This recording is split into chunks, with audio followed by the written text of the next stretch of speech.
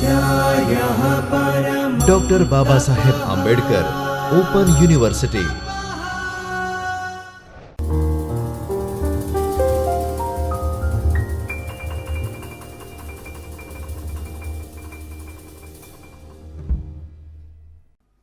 નમસ્કાર વિદ્યાર્થી મિત્રો, ડૉક્ટર બાબા સાહેબ આંબેડકર ઓપન યુનિવર્સિટીના ચૈતન્ય સ્ટુડિયોમાં આપ સર્વેનું હાર્દિક સ્વાગત કરું છું. હું બિજલ દવે, આસિસ્ટન્ટ પ્રોફેસર શ્રી સાર્વજનિક BSW MSW કોલેજ મહેસાણા. વિદ્યાર્થી મિત્રો, આજના સેશનમાં માસ્ટર ઓફ સોશિયલ વર્ક એટલે કે MSW 302 સમાજ કલ્યાણ પ્રબંધ વિશે આપણે વાત કરવાના છીએ. એમાં બ્લોક 4 જે વ્યવસ્થાપન પર વાત કરે છે અને યુનિટ 3ની આજે આપણે ચર્ચા કરવાના છીએ, નીતિ આયોજન અને રચના. તો આવો વિદ્યાર્થી મિત્રો, આપણે સમજીએ નીતિ આયોજન અને તેની રચના. આજના આ યુનિટના આપણે લર્નિંગ ઓબ્જેક્ટિવ જોઈ લઈએ. આ યુનિટના અભ્યાસ બાદ વિદ્યાર્થીઓ જે જાણવા માટે સક્ષમ બની રહેશે એ છે સરકારી ક્ષેત્રે નીતિ રચના અને આયોજન વિશેની જાણકારી મળશે. આ એકમના અભ્યાસ બાદ વિદ્યાર્થી સરકારી ક્ષેત્રે નીતિ રચના અને તેનું આયોજન કેવી રીતે થાય છે એની જાણકારી મેળવી શકશે. સામાજિક કાર્યકર આયોજન અને નીતિ દ્વારા સમાજના વિકાસ માટે કાર્ય કરશે. સામાજિક ન્યાયનો હેતુ સ્પષ્ટ થશે અને નિરીક્ષણ દ્વારા સામાજિક વિકાસ થઈ શકશે. વિદ્યાર્થી મિત્રો, આપણે જ્યારે એક સામાજિક કાર્યકર્તા તરીકે કાર્ય કરીએ છીએ ત્યારે અલગ અલગ ક્ષેત્રમાં અને અલગ અલગ જગ્યા ઉપર છેવાડાના માનવી સુધી આપણે કાર્ય કરતા હોઈએ છીએ.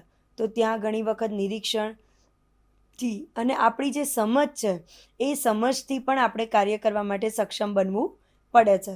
તો તેની માટે નીતિ રચના અને આયોજનને સમજવું ખૂબ જ જરૂરી છે. તો આપણે જાણીએ આગળ કે સરકારી ક્ષેત્રે અલગ અલગ કામગીરી કેવી રીતે થાય છે. પ્રસ્તાવના જોઈ લઈએ. વર્તમાન યુગ એ આયોજનનો યુગ છે. સ્વાભાવિક છે, આટલી ફાસ્ટ ટેકનોલોજી જે ચેન્જીસ થતી હોય અને પ્રવર્તમાન જે સમય છે એમાં ખૂબ જ પ્લાનિંગ સાથે ચાલવું એ મહત્ત્વનું છે. જ્યાં જ્ઞાન આગળ છે ત્યાં આયોજનને આપોઆપ વધે કે ઓછે અંશે ઉપસી આવે છે. જ્યાં જ્ઞાન છે, જ્ઞાનનું એટલું જ મહત્ત્વ છે વિદ્યાર્થી મિત્રો કે જ્યાં નોલેજ છે ત્યાં જ આયોજન આપોઆપ આગળ વધી શકે છે. મનુષ્યની વર્તણૂક ઉપર અસર કરનારા જે પરિબળો છે તે પરિબળો ઉપર અસર કરનારું આ નવું જ્ઞાન વિજ્ઞાનનું અને પરિણામે આયોજનનું પરિબળ ઉમેરાયું છે. જે અસર કરતા પરિબળો છે એમાં જ્ઞાન અને વિજ્ઞાનનું જે પરિણામ છે અને એમાં આયોજનને વેગ મળ્યું છે. કાર્લ માર્ક્સ એ ઇતિહાસની ગતિશીલતાના આર્થિક પરિબળોને મુખ્ય સ્થાન આપ્યું છે. પરંતુ રશિયામાં આર્થિક પરિવર્તન રાજકીય ક્રાંતિ દ્વારા થયું હતું. જે રશિયામાં આર્થિક પરિવર્તન આવ્યું છે, પરિવર્તન વિદ્યાર્થી મિત્રો લાવવા માટે ખૂબ જ મહેનત કરવી પડે છે. કોઈ બી એક આપણે આપણા જીવનનો નાનામાં નાનો રિવાજ પણ બદલી નથી શકતા. તો જ્યારે આ પરિવર્તનની વાત આવે ત્યારે બહુ બહોળો પ્રયત્ન કરવાની જરૂર પડતી હોય છે. મનુષ્યની બુદ્ધિએ જાગૃત જ્ઞાન અને વિજ્ઞાન દ્વારા તેમાં આયોજિત દખલગીરી કરવા માંડી છે. બુદ્ધિશાળી જે મનુષ્યો છે એ આયોજનમાં આગળ વધે છે. મનુષ્ય આર્થિક, રાજકીય અને સામાજિક બળોનો ગુલામ રહેવા માગતું નથી, પરંતુ તેના ઉપર કોઈનું સ્વામિત્વ સ્થાપવા ઈચ્છે છે. જે મનુષ્ય છે એ આર્થિક, રાજકીય અને સામાજિક બળો માટે ગુલામ બનવા નથી માગતો. સ્વામિત્વ હોય એ સ્વીકાર્ય છે, પરંતુ કોઈનું ગુલામ બનવા માટે સક્ષમ હોતો નથી. આયોજન એટલે શું? તમને એવું થશે વિદ્યાર્થી મિત્રો કે આગળના જે બ્લોક આપણે અભ્યાસ કર્યો છે એમાં પણ આયોજન વિશે આપણે સમજ મેળવી છે. પણ અહીંયા જે આયોજન છે એ ફરીથી રિફોર્મ કરવા માટે કે તમારા જીવનમાં અને પ્રબંધમાં વહીવટ ક્ષેત્રે કેટલું જરૂરી છે એ અહીંયા દર્શાવવામાં આવ્યું છે. આયોજન એટલે ભવિષ્યમાં આવનારી સમસ્યાઓને શોધી તેને નિયંત્રણ કરી શકાય છે. આયોજન એ સમજી વિચારીને કરવામાં આવતી એક પદ્ધતિ છે, પ્રોસેસ છે, પ્રણાલી છે કે જે સમજી વિચારીને કરવામાં આવે છે. તમારા કરેલા કાર્યો ઉપરથી જ એવું સાબિત થાય છે કે તમે આ સમજીને કાર્ય કર્યું છે કે વિના સમજે. આયોજન એટલે એવી જાળી બનાવવી કે જેમાં ભવિષ્યને કેદ કરવું. આ એક જાળી છે કે જેમાં ભવિષ્ય છે એ કેદ થઈ જાય છે. આયોજન એ વિચારશીલ પ્રક્રિયા છે. વ્યક્તિ વિચાર કરે છે. આના માટે અનુભવ અને સાચી વાતો હોવી જોઈએ. આયોજન એ રીતે કરવું જોઈએ કે ભવિષ્યમાં કોઈ તકલીફ ના પડે. એલો ફોર્ડ નામના જે શાસ્ત્રી છે, મનોચિકિત્સક છે, એમણે કીધું છે, અર્થશાસ્ત્રી છે, કે આયોજન એ વિચારશીલ પ્રક્રિયા છે, વિચારવા જેવી પ્રક્રિયા છે કે વ્યક્તિ વિચાર કરે છે અને પછી ભવિષ્યમાં કોઈ તકલીફ ના પડે એ વિચારસરણીની સાથે ચાલે એને આયોજન કહેવાય છે. હવે આપણે જોઈએ આયોજનના લક્ષણો. આયોજન પાછળ દીર્ઘકાળના ઉદ્દેશો હોવા જોઈએ. યોજના ઘડતર તેમાં અમલ પર દેખરેખ રાખનાર અને સમયાંતરે તેનું મૂલ્યાંકન કરનાર તંત્ર હોવું જોઈએ. ખાલી આયોજન કરે જે ઘડતર કરે જે એવું નહીં, પણ એની જે અમલીકૃત થાય છે એમાં દેખરેખ રાખવા માટે પણ એક તંત્ર કાર્યરત હોવું જોઈએ. આ તંત્રને આપણે યોજના પંચ તરીકે ઓળખીએ છીએ. યોજનાને સંમતિ આપનાર રાજકીય સત્તા અને વહીવટી તંત્ર પણ આયોજન માટે આવશ્યક છે. આયોજન જુદા જુદા સ્તરે થઈ શકે છે. પ્રાદેશિક કે રાષ્ટ્રીય, આંતરરાષ્ટ્રીય સ્તરે યોજના ઘડી શકાય છે. સામાન્ય રીતે આયોજન અંગેની વિચારસરણી કે વિચારણા રાષ્ટ્રીય યોજનાના કેન્દ્ર સ્થાને કહે છે. સ્તરની સાથે સાથે આયોજનનો વ્યાપ કેટલો છે એ પણ જાણવું ખૂબ જરૂરી છે. યોજના 1 વર્ષની છે કે 5 વર્ષની કે 25 વર્ષની પણ હોઈ શકે છે. યોજનાનો સમયગાળો તેનું મહત્વનું અંગ છે. કોઈ યોજના અમલીકૃત કરીએ છીએ ત્યારે તેનો જે સમયગાળો છે એ એક મહત્વનું પાસું બની રહે છે. યોજનામાં ભાવિ આર્થિક વલણો દરમિયાનગીરી ન કરવામાં આવે ત્યારે કેવી રહેશે તેની આગાહી કરવામાં આવતી હોય છે. ઉદ્દેશો સિદ્ધ કરવા માટે પ્રભાવ પાડી શકાય એવા પરિબળો અને કઈ નીતિની મદદ વડે સરકાર પ્રભાવ પાડશે તે અંગે પણ આ યોજનામાં વિચાર કરવામાં આવતું હોય છે. રાજકોષીય નાણાકીય વ્યાપાર વિષયક નીતિ માળખું આયોજનનું મહત્વનું અંગ છે. ઉદ્દેશ્ય તંત્ર, સંત્ર અને વ્યાપ, પ્રક્ષેપો, મોડેલ, નીતિ વિષયક માળખું, યોજના ઘડવાની રીત, અમલ સર્વ યોજનાના મૂળભૂત ઘટકો છે. આ તમામ ઘટકો એ યોજના ઘડવા માટેના મૂળભૂત છે કે જેનાથી આ તમામ બાબતોને આવરી લઈને જ યોજનાનું ઘડતર થાય છે. તો આ ઉદ્દેશો છે આયોજનના. આયોજન કરવા માટે ચોક્કસ મુખ્ય હેતુથી આપણે આગળ વધવું પડે છે. આયોજનના મુખ્ય 3 હેતુઓ પણ છે કે જેનાથી આપણે આયોજન કરવા માટે સક્ષમ બની શકે છે. તો સૌથી પહેલો છે વિકાસ, ગ્રોથ. વિકાસશીલ બનવું જરૂરી છે. કોઈ પણ ક્ષેત્રે હોય તો આજે આપણે જે કામ કરીએ છીએ એનાથી 2 વર્ષ પછી કંઈક નવું કરી શકે એવા ગ્રોથ સાથે જ્યારે આપણે પ્લાનિંગ કરીએ છીએ એને આયોજન કરીએ છીએ એ મુખ્ય હેતુ છે. ઔદ્યોગિકરણ, દિવસે ને દિવસે ઔદ્યોગિકરણમાં અલગ અલગ ટેકનોલોજીનો ઉપયોગ કરીને જે આગળ વધી રહ્યું છે એ ઔદ્યોગિકરણ છે એ પણ આયોજનનો એક મુખ્ય હેતુ છે. અને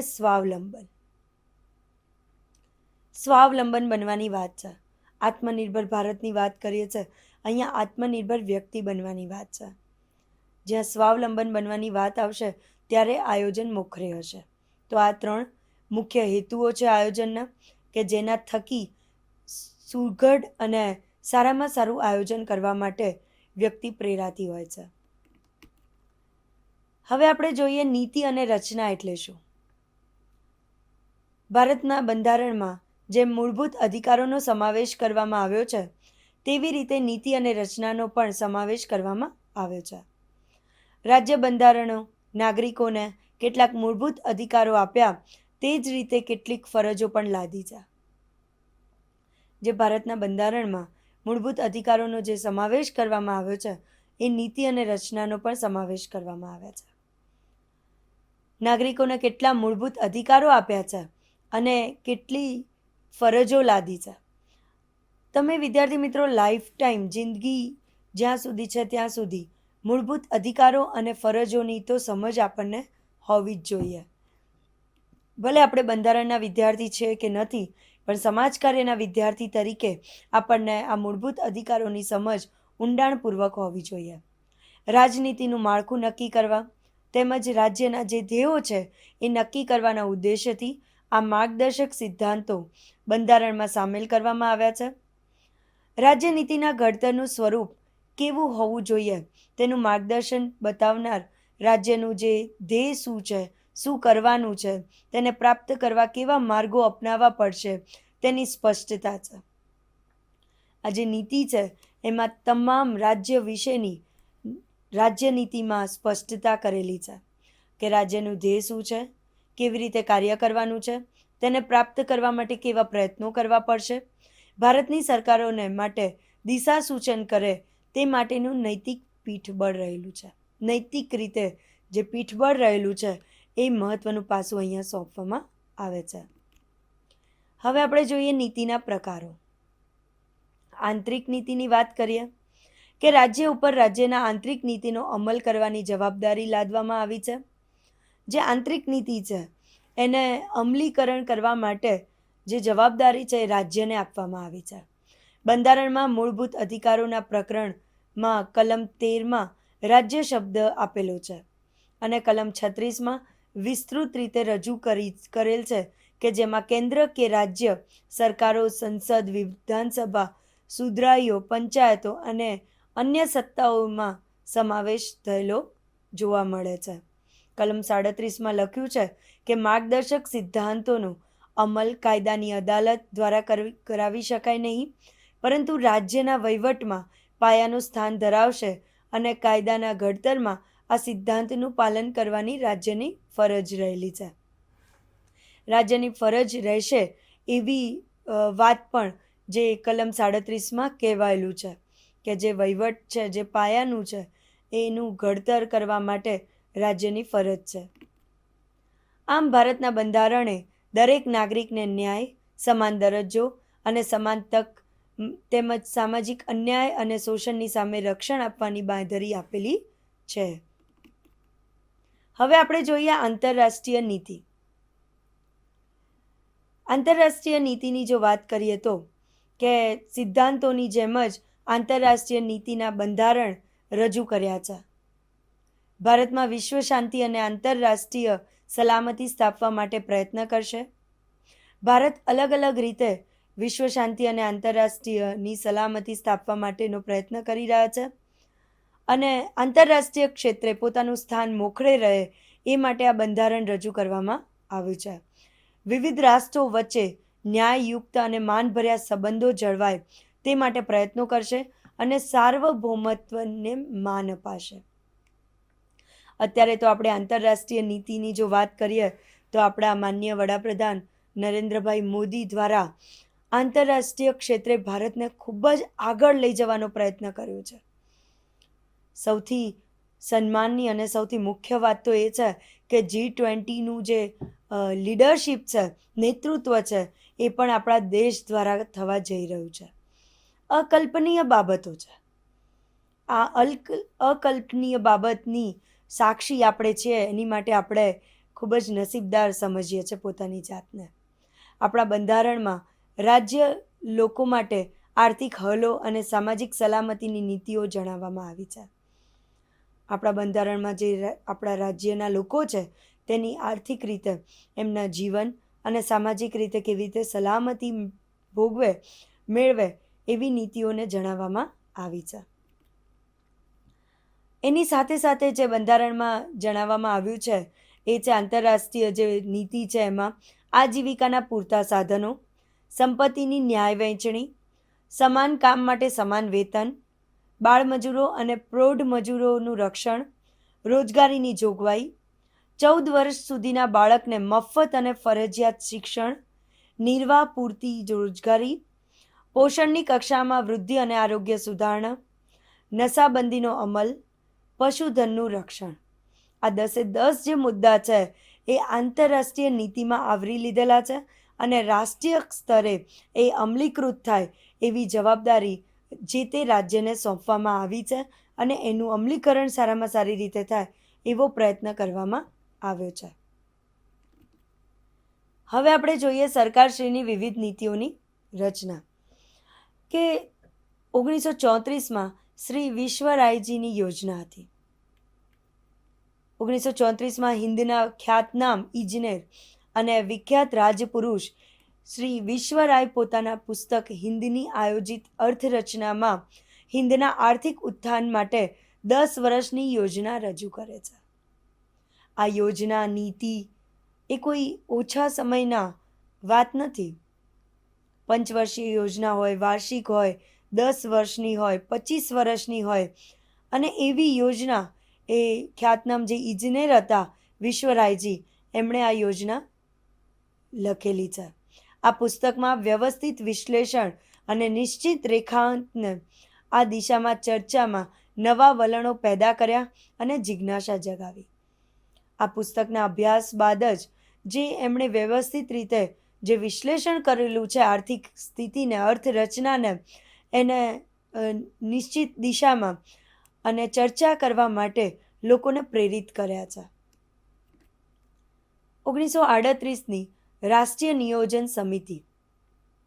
1938માં જ્યારે ભારત દેશમાં વડાપ્રધાન જવાહરલાલ નહેરુજી હતા ત્યારે તેમણે રાષ્ટ્રીય સમિતિ બનાવી જેમાં 10 વર્ષનું આયોજન કરવામાં આવ્યું હતું. વિદ્યાર્થી મિત્રો, આયોજન વિચારસરણીવાળું કામ તો છે જ, પણ એની સાથે સાથે લાંબા ગાળાનું આયોજન એટલે કે ભવિષ્યને ધ્યાનમાં રાખીને કરવાનું આયોજન એ આ સમિતિ દ્વારા કરવામાં આવ્યું હતું. 1943માં મુંબઈ યોજનાની રચના કરવામાં આવી. ઉદ્યોગપતિઓના હિન્દના આર્થિક વિકાસ માટેની યોજના છે જે સામાન્ય રીતે મુંબઈ યોજના તરીકે ઓળખાય છે. ઉદ્યોગ સાહસીઓ જે છે કે સાહસ કરી શકે, આગળ વધી શકે તેની માટેની આ યોજના જે મુંબઈ યોજના તરીકે ઓળખાય છે. આ યોજનાના 15 વર્ષ માટેની હતી અને તેને 5 વર્ષના 3 ગાળામાં વહેંચી હતી. આ યોજનાનો મુખ્ય 3 હેતુ રહેલા છે. એ હેતુ છે કે ઔદ્યોગિક ઉત્પાદન 500% અને ખેતીનું પેદાશનું ઉત્પાદન 130% વધાર્યું છે. પાયાના ઉદ્યોગોની સ્થાપના અને વિકાસ તરફ ધ્યાન આપ્યું છે.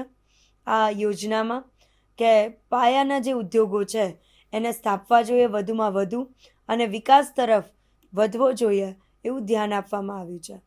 વ્યક્તિ દીઠ વાર્ષિક આવક 35 રૂપિયાથી આગળ લઈ જઈને 130 રૂપિયા કરવાની છે. આ વર્ષો પહેલાંની વાત છે એટલે તમને એવું થશે કે 35 રૂપિયા જે વાર્ષિક આવકની વાત છે. અત્યારે તો આપણું જે ડેલી વેજીસ છે એ બી આના કરતાં 5 ગણું વધારે છે. 1944માં ગાંધીવાદી યોજનાની રચના કરવામાં આવી. વર્ષાના શ્રી અગરવાલે ગાંધીજીના કેટલાક અગત્યના વિચારો પર આધારિત એવી આ યોજના હિન્દના વિકાસ માટે તૈયારી કરી હતી, જેમાં વિકેન્દ્રીકરણ, સ્વાવલંબી ગામડાઓ, સાદું પણ સાત્વિક જીવન વગેરેનું સંયોજન યોજાયું હતું. બેકારી દૂર કરવા માટે ગામડાઓને ભોગ શહેરોનો કૃત્રિમ વિકાસ રોકવા અર્થે આવકની અને મિલકતની વધુ પડતી અસમાનતાની નિર્મૂળ કરવા માટે અને અસમાનતાને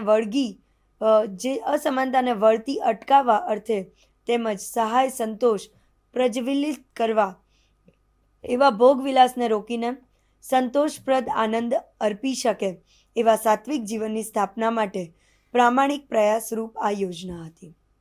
ખૂબ જ મોટા હેતુ સાથે આ યોજનાની રચના કરવામાં આવી હતી. તમામ ક્ષેત્રોને આવરી લીધા છે, સલામતીને આવરી લીધી છે કે જે અસમાનતા છે એને પણ આ મુદ્દામાં આવરી લઈને આ યોજનાનું ઘડતર કરવામાં આવ્યું હતું. હવે આપણે જોઈએ સામાજિક ન્યાય. સામાજિક ન્યાયની વિભાવના સામાજિક ધોરણો, વ્યવસ્થા, કાયદો અને નૈતિકતાના ક્રમિક વિકાસની પ્રક્રિયાઓમાંથી ઉદ્ભવી છે. સામાજિક સમાનતાના વિવિધ સિદ્ધાંતો પર ભાર મૂકી નિયમો લાગુ કરી સમાજમાં દરમિયાનગીરીનું સર્જન કરે છે. સામાજિક ન્યાય એ શબ્દ પ્રયોગમાં સામાજિક શબ્દ સમાજમાં રહેનારા તમામ લોકોને સંદર્ભે છે. જ્યારે ન્યાય શબ્દ સ્વતંત્રતા, અધિકારો અને સમાનતા પૂરી પાડવા માટે અને વ્યક્તિગત હકોની જાળવણી માટે હોય છે. ન્યાય શબ્દથી જ જે હક અને અધિકારોને આપણને ચિત્ર ક્લિયર થાય છે. તો ન્યાય શબ્દ જ સ્વતંત્રતા આપે છે, અધિકારો આપે છે અને વ્યક્તિગત હકની જાળવણી કરવા માટે સૂચન કરે છે. બીજી રીતે કહીએ તો સામાજિક ન્યાય એટલે કોઈ પણ જાતનો પક્ષપાત કે પૂર્વગ્રહ રાખ્યા વિના સમાજના તમામ સભ્યોની ક્ષમતાઓનું સર્વોચ્ચ સંભવિત વિકાસ થાય તે સુનિશ્ચિત કરવું. અને જો કે સામાજિક ન્યાય શબ્દ ઘણો જટિલ છે, પ્રયોગાત્મક રીતે તેનો અર્થ તારવી શકાતો નથી. જસ્ટિસ કૃષ્ણ અય્યરે તેમના પુસ્તક જસ્ટિસ એન્ડ બિયોન્ડમાં જણાવ્યું તેમ સામાજિક ન્યાય સ્થાયી કે સંપૂર્ણ વિભાવના નથી, જેનું ચોકસાઈપૂર્વક માપન કરી શકાય. આ વિભાવના લવચીક છે અને સાપેક્ષ છે.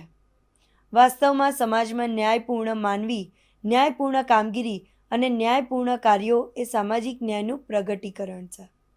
તો આવું પ્રગટીકરણની જે ચર્ચા છે એ સામાજિક ન્યાયમાં કરી છે. ખૂબ જ મોટો અને જટિલ શબ્દ છે. સામાજિક સ્તર ઉપર ન્યાયનું ગંઠન કરવું એ સામાજિક ન્યાય છે. હવે જોઈએ સામાજિક ન્યાયના પ્રકાર. ન્યાયોચિત ફાળવણી એટલે કે ડિસ્ટ્રીબ્યુટિવ જસ્ટિસ સમાજમાં કરવામાં આવતી માલસામાનની ફાળવણી સાથે નિસ્બત ધરાવે છે અને સમાજના પ્રસંગોપાત અસમાનતા ન ઉદ્ભવી હોય તે ન્યાયોચિત ફાળવણીના સિદ્ધાંતોનું પાલન ધરાવતો સમાજ ગણાશે. ન્યાયોચિત કાર્યપ્રણાલી એ પરિવાર હોય છે કે રાજકીય જીવન જ્યાં ન્યાયોચિત કાર્યપ્રણાલી દ્વારા વિવાદોનું નિરાકરણ થતું હોય છે, સંશોધનોની ફાળવણી થતી હોય છે. ન્યાયોચિત કાર્યપ્રણાલી ન્યાયના વહીવટ અને કાયદાકીય પ્રક્રિયાઓમાં વિશેષ ચર્ચાઓને આવરી લે છે. આંતરવ્યક્તિગત ન્યાય ઇન્ટરપર્સનલ જસ્ટિસ રોજિંદા જીવનમાં દરેક વ્યક્તિ દ્વારા ન્યાયોચિત વ્યવહારનો સમાવેશ કરવામાં આવે છે. સમાજમાં કેવળ કાયદા અને રાષ્ટ્રનો જ બનેલો નથી, તેમાં સાંસ્કૃતિક સંસ્થાઓ, રીત રિવાજો, નૈતિક મૂલ્યો વગેરે અનૌપચારિક પાસાઓનો પણ સમાવેશ કરવામાં આવે છે. જે રોજબરોજના જીવનમાં આપણને જે વ્યવહારનો ભોગ બનીએ છે એની માટે આંતરવ્યક્તિગત ન્યાય છે. ન્યાયોચિત શિક્ષા જ્યારે કોઈ વ્યક્તિ અન્યાય આચરવા માટે દોષિત ઠરે છે ત્યારે સમાજ તેને કોઈ પ્રકારની શિક્ષા કરે છે, પનિશમેન્ટ કરે છે. સામાન્યપણે જનતા દ્વારા શિક્ષાને વ્યાજબી અને કાયદેસર ગણી શકાય છે. સમાજ પણ એમાં સક્ષમ હોય છે. જે ભૂલ થઈ હોય છે, જે અન્યાય આચર્યો હોય છે અને દોષિત ઠરે છે તો એની માટે શિક્ષા આપવી વ્યાજબી ગણવામાં આવે છે. ન્યાયોચિત સુધારણા રિસ્ટોરેટિવ જસ્ટિસ એ ન્યાયોચિત અપરાધ સુધારણાની વ્યવસ્થા છે જ્યાં ગુનેગાર ગુનાના ભોગ બનેલા અને મોટે ભાગે સમુદાયને ન્યાય આપવાની સાથે ગુનેગારને પુનર્વસન માટે ધ્યાન કેન્દ્રિત કરે છે. ન્યાયપૂર્ણતા અપરાધ અને શિક્ષા વિશેની પરંપરાગત વિચારસરણી માટે નવા વિકલ્પો પૂરા પાડે છે. ગુનેગાર માટે આ જસ્ટિસ સુધારણા કાર્યક્રમ છે કે પુનર્વસન માટે આ ધ્યાન કેન્દ્રિત કરીને કાર્ય કરે છે. હવે આપણે જોઈએ સામાજિક ન્યાયના અભિગમ.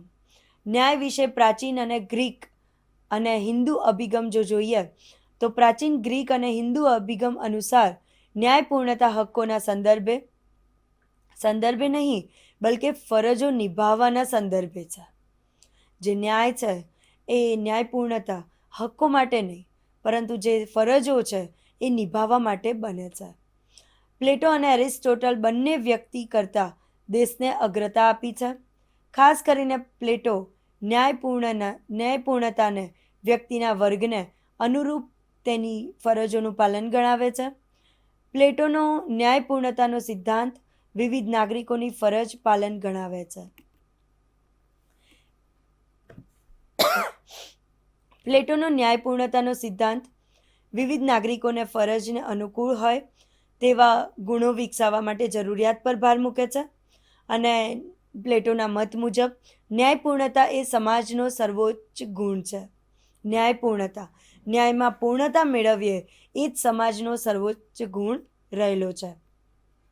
શ્રમ વિભાજનનો સિદ્ધાંત એ છે કે દરેક વ્યક્તિએ, ખાસ કરીને દરેક વર્ગ, તેઓ જે કાર્ય અને એકદમ સુયોગ્ય હોય છે એવું કાર્ય કરવું જોઈએ. આ જ ન્યાયપૂર્ણતા છે. એરિસ્ટોટલે ન્યાયપૂર્ણતાને રાજકારણ સાથે પ્રત્યક્ષપણે નથી સાંકળતા અને ન્યાયપૂર્ણતા ધર્મ તરફ સદાચારપૂર્ણ આચરે છે એવું મહત્વ આપેલું છે. આમ પ્લેટોના ન્યાયપૂર્ણતાના સિદ્ધાંતની માફક જ હિન્દુ પરંપરા ન્યાયપૂર્ણતાને ધર્મ દ્વારા નિર્દિષ્ટ ફરજોનું પાલન સાથે સંકળાવવામાં આવે છે. જે ફરજો તમને આપી છે, જે અધિકારોની સામે સામે, સૌથી પહેલાં તમારે ફરજોને સમજવાની જરૂર છે. જે ફરજો છે એમાં આગળ વધવાની જરૂર છે. વધુમાં વધુ ફરજોની પાલન કરવાની જરૂર છે. આ જે ન્યાયપૂર્ણતા છે, આપણા જે પ્રાચીન સમયથી જ એ ફરજો સાથે સંકળાઈને કાર્ય કરે છે. ન્યાય વિશે આધુનિક સમયમાં ન્યાયપૂર્ણતા પ્રત્યેના મુખ્ય 2 અભિગમો ચર્ચામાં કેન્દ્ર સ્થાને છે. એક તો ઉદારવાદી અભિગમ અને બીજો છે માર્કવાદી અભિગમ. ઉદારવાદી અભિગમ જે દલીલ એવી છે કે ન્યાયપૂર્ણ સમાજ માટે સમાનતા પર આધાર રાખે છે. તેમનું માનવું છે કે જ્યાં આ અભિગમ નથી ત્યાં એ વસ્તુ અમલીકૃત થઈ શકતી નથી. ન્યાય વિશે આધુનિક અભિગમ. જ્યાં ન્યાય છે એના વિશેનો આધુનિક સમયમાં એ અભિગમ કેવી રીતે કામ કરે છે એને આપણે સમજીએ. આધુનિક સમયમાં ન્યાયપૂર્ણતા પ્રત્યેના મુખ્યત્વે 2 અભિગમો ચર્ચાના કેન્દ્ર સ્થાને છે. ઉદારવાદી અને બીજો છે માર્કવાદી. ન્યાયપૂર્ણ સમાજ અને સમાનતા પર આધાર રાખે છે. તેમનું માનવું છે કે જ્યાં સુધી સમાજમાં પ્રવર્તી રહેલી વર્તમાન અસમાનતાને દૂર કરવામાં નહીં આવે ત્યાં સુધી સમાજ ન્યાયપૂર્ણ બનશે નહીં. પરંતુ સમકાલીન રાજકીય તત્વજ્ઞાનમાં ન્યાયપૂર્ણતા વિશેની સ્વતંત્રતા, સમાનતાની ચર્ચા સમાપ્ત થઈ ચૂકી છે. સ્વતંત્રતા, સમાનતા અને અધિકારોને ન્યાયપૂર્ણતા સંમિલિત કરે છે. ન્યાય વિશેની ઉદારવાદી અભિગમ જો આપણે સમજીએ તો આધુનિક સમયમાં ન્યાયના ઉદારવાદી અભિગમને વ્યક્તિગત અધિકારોના સ્વરૂપે સ્પષ્ટ કરવામાં આવી છે. વ્યક્તિગત અધિકારો કાયદો દ્વારા પ્રાપ્ત કરવામાં આવે છે અને રાજ્ય આ અધિકારોની બાહ્ય હોય છે. જે ઉદારવાદી અભિગમ છે એની સમજ જો કેળવીએ તો પરંપરા મુજબ ન્યાય પ્રત્યેક વ્યક્તિને તેના અધિકાર પ્રાપ્ત કરવા માટે ઉપલબ્ધ રહે છે. ઉદારવાદી અભિગમ જે જીવનના દરેક ક્ષેત્રમાં વ્યક્તિની સ્વતંત્રતા પર ભાર મૂકે છે અને તેની મુખ્ય નિસ્બત રાજકીય ન્યાય પરત્વે રહે છે. સૂત્ર મુજબ આર્થિક ન્યાય એટલે મુક્ત અર્થતંત્ર. આધુનિક ઉદારતાવાદી ન્યાયને વિભાવના જ્હોન લોકે, બેન્થમ જ્હોન, એન્સ્ટફ મિલ અને સ્ટોન્સર અને આદમ સ્મિથના લખાણોમાંથી આ વિકસી છે. તો આ જે ઉદારમતવાદી અભિગમ છે એ તમામ જે અર્થશાસ્ત્રીઓ છે એના લખાણોમાંથી વિકાસશીલ બની છે. ન્યાય વિશે માર્ક્સવાદી અભિગમ. માર્ક્સવાદી અભિગમ માને છે કે દેશ એ વર્ગ આધારિત સંસ્થા છે. કમ્યુનિસ્ટોના ઘોષણાપત્રમાં માર્ક્સ અને એન્જલસ જણાવે છે કે માનવ સમાજનો ઇતિહાસ છે. માર્ક્સની માન્યતા પ્રમાણે આપણે જો જોઈએ તો મૂડીવાદી સમાજમાં લોકશાહી છે અને ટૂંકાવી દેવાઈ હોય છે, જૂઠી પાડવામાં આવી હોય છે અને લોકશાહીમાં માત્ર અમીરો, લઘુમતી વર્ગ માટે જ હોય છે. આખું એ મહામાળખું કાયદાઓ, મૂલ્યો, ન્યાય અને ન્યાયાલયો, પોલીસ બળ બધું પ્રભાવી વર્ગના પ્રભાવીપણાને દ્રઢ કરવા માટે રચવામાં આવ્યો છે. માર્ક્સવાદી અભિગમ છે એ થોડો કટ્ટર છે. એને એવું છે કે માનવ સમાન હોવો જોઈએ. વર્ગ આધારિત સંસ્થા ના હોવી જોઈએ. આવા સમાજમાં ન્યાય એ આર્થિક રીતે મજબૂત લોકોના હિતનો વિષય બની જાય છે. જે આર્થિક રીતે આગળ છે, જે પોતાના હિત માટે કામ કરે છે, એવા પ્રયત્નો એમાં કરવામાં આવતા હોય છે. સામાજિક ન્યાય વિશે ગાંધીજીના ખ્યાલો. વિદ્યાર્થી મિત્રો, સામાજિક ન્યાય વિશે અને ગાંધીજી જે આપણા પરમપિતા આદરણીય છે, સમાજ કાર્યના જે પ્રણેતા કહેવાય એવા ગાંધીજીના ખ્યાલોને આપણે સમજીએ. બીજા ફિલોસોફી અને વિચારકોની જેમ ગાંધીજીએ પણ ન્યાયના પ્રશ્ને સંબોધ્યો નથી. તેમના લખાણોમાં અલગ અલગ રીતે સામાજિક ન્યાયના સિદ્ધાંતો વિશે કોઈ પરિકલ્પના કે ચર્ચા પ્રાપ્ત થઈ નથી. છતાંય તેમના તમામ વિચારોના પાયામાં સામાજિક ન્યાય શબ્દ રહેલો છે. ચોખ્ખે ચોખ્ખું પ્રશ્નને સંબોધ્યો હોય કે એમનું લખાણ ક્યાંય હોય એવું બન્યું નથી, પરંતુ જે એમના કાર્યો છે, એમની ચર્ચાઓ છે, એના વિચારો છે, એ તમામમાં જે પાયો જોઈએ એમાં સામાજિક ન્યાય રહેલો છે. ભારતમાં સામાજિક ન્યાયના પ્રણેતા ગાંધીજી જ રહ્યા છે. તેમના પહેલા કવિઓ, સંતો અને સમાજ સુધારકો એ જ્ઞાતિ આધારિત ભેદભાવથી લઈને વ્યાપ્ત સામાજિક અન્યાયો પરત્વે ધ્યાન આપ્યું છે. સૌથી પહેલાં જ્ઞાતિના જે ભેદભાવો છે ત્યાંથી લઈને સામાજિક અન્યાયો સામે એમણે ધ્યાન અર્પ્યું છે અને કામગીરી કરી છે. સામાજિક ન્યાય બહુમુખી પરિકલ્પના છે, જે ગાંધીજીના વિચારો અને સત્યની પરિકલ્પના, અહિંસાની પરિકલ્પના, જે રાજ્ય, સર્વોદય સ્વરાજ્ય, સત્યાગ્રહ અને ટ્રસ્ટીશીપના તેમના સિદ્ધાંતોમાં પ્રદર્શિત કરે છે. દરેક સામાજિક ન્યાયની જે પરિકલ્પના છે, આ જે યોજનાઓ છે, આંદોલનો છે, એમના દ્વારા સિદ્ધાંતો પ્રદર્શિત થાય છે. ગાંધીની ફિલોસોફીમાં આ પાયાઓ ન્યાયોચિત સામાજિક, આર્થિક અને રાજકીય ધોરણોની સંભાવના પૂરી પાડે છે. અને એ સંદર્ભે આપણે ગાંધીજીની સામાજિક ન્યાયની પરિકલ્પના જોઈ શકીએ છીએ. ગાંધીજીનો સત્તા અને વિકેન્દ્રીનો ખ્યાલ વ્યક્તિગત સ્વાતંત્ર્ય માટે જાણે એક સુરક્ષા કવચ બની રહે છે. ગાંધીજીનો જે ખ્યાલ છે વિકેન્દ્રીકરણનો અને સત્તા માટેનું, એ પણ એક સુરક્ષા કવચ તરીકે સાબિત થાય છે. ગાંધીજી માટે જો પંચાયતી રાજ એક એવી ગોઠવણ છે કે જેમાં લોકો પોતે પોતાના વ્યવહારો માટે વૈધાનિક, રાજકીય અને આર્થિક પ્રભુત્વથી મુક્ત રહે. ગાંધીજીનું પંચાયતી રાજ માનવીના સંપૂર્ણ નૈતિક વિકાસ માટે ગ્રામ સમુદાય અને વ્યક્તિ બંનેની સ્વતંત્રતાને સુરક્ષિત રાખે છે અને ગાંધીજી માનવીય સમાનતા પર બળ આપે છે. ગાંધીજીએ ચોક્કસ એમના જો કોઈ 11 વ્રત લઈ લો કે કોઈ બી આંદોલન લઈ લો, એમના જીવનશૈલી ઉપરથી જ આપણને ખબર પડશે કે એ માનવતાવાદી અભિગમ સાથે માનવીય સમાનતા પર ભાર મૂકતા હતા. એટલે પંચાયતી રાજ જે ગોઠવણ કરી છે એમાં પણ વ્યક્તિ પોતાનું યોગદાન આપી શકે, સ્વતંત્ર રહી શકે અને પોતાનું આયોજક, પોતાનો નેતા પોતે જ ચૂની શકે એવી સ્વતંત્રતા એને આપવાનો પ્રયત્ન કર્યો છે. કલ્યાણરાય આર્થિક સમૃદ્ધિ અને સામાજિક ઉત્થાન, પ્રજાના મનોવૈજ્ઞાનિક અને બૌદ્ધિક વિકાસ માટે જુદા જુદા સ્વરૂપની બહુમતી યોજનાની અમલીકૃત બનાવવામાં આવી છે. સમાજ સુધારણા હોય, સામાજિક ન્યાય અને સમાજ કલ્યાણના ધ્યેયો હાંસલ કરવાના છે. વિદ્યાર્થી મિત્રો, જે આર્થિક સમૃદ્ધિ અને સામાજિક ઉત્થાન અને પ્રજાના મનોવૈજ્ઞાનિક અને બૌદ્ધિક વિકાસ માટે જે જુદા જુદા સ્વરૂપની બહુમતી વાળી યોજનાઓ છે એને અમલીકૃત બનાવવી જ પડશે.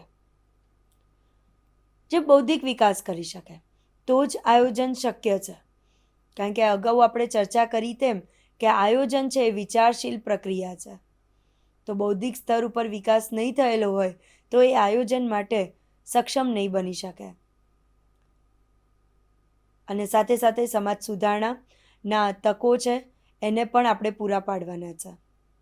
તો આજના આ એકમમાં આપણે સામાજિક ન્યાય રચનાની નીતિ કેવી રીતે રચના થાય છે, નીતિનું બંધન કેવી રીતે થાય છે, લાંબા ગાળાની નીતિ યોજના કેવી રીતે થાય છે, સાથે સાથે સામાજિક ન્યાય કે ન્યાય શબ્દનો પરિભાષા કેવી રીતે ઉપયોગમાં લઈ શકે એને પણ આપણે ઊંડાણપૂર્વક સમજવાનો પ્રયત્ન કર્યો છે. આ તમામ બાબતો ત્યારે જ શક્ય બને છે જ્યારે આયોજનબદ્ધ કાર્ય કરીએ છીએ.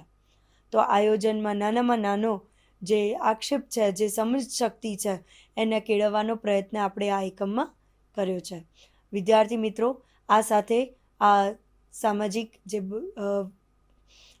સમાજ કલ્યાણ વહીવટ છે, સમાજ કલ્યાણ પ્રબંધ છે, એ વિષયને આપણે પૂર્ણતા તરફ લઈ જઈએ છીએ. આભાર. स्वाध्यायः